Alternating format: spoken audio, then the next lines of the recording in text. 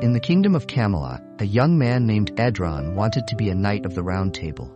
Since he was a child, he admired King Arthur's knights and dreamed of joining them. But before he could become a knight, he had to pass a test. He had to kill a dragon. The dragon was very dangerous. It could breathe fire, had strong scales, and eyes that glowed like gold. Edran was scared. He was not sure if he could do it. So he went to Sir Aldrich, a wise knight, for advice. Sir Aldrich told him to visit Merlin, the great magician. Merlin had a magic sword that could help him. Edran traveled to Merlin's tower. The tower was full of old books, glowing potions, and magical objects. Merlin smiled when he saw Edran, as if he knew he would come. Edran told Merlin about his fear.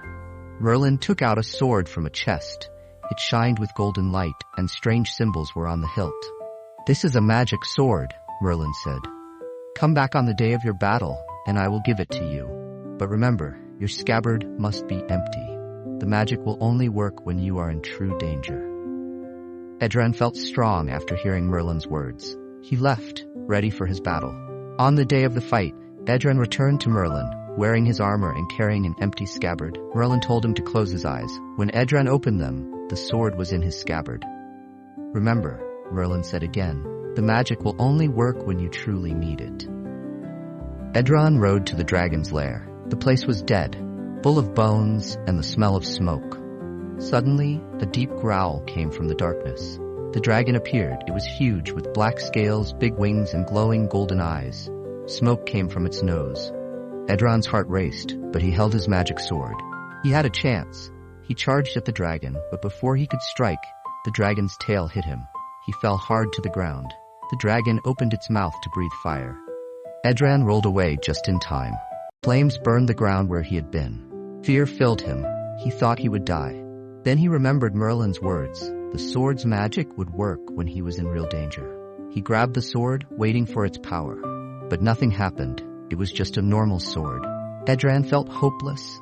But then he understood. The sword was never magic. The power was inside him all along. He stood up with new courage. The dragon attacked, but Edran dodged and struck its leg. The dragon roared in pain. He saw his chance and attacked again. Fire and steel clashed as they fought. Finally, with one strong strike, Edran drove his sword into the dragon's heart. The beast cried out and fell. The battle was over. Edran had won. He returned to Camelot, pulling the dragon's head behind him. He went straight to Merlin's tower. Still breathing hard, he pulled out his sword. "Merlin, this is not the sword you showed me. It's just a normal blade."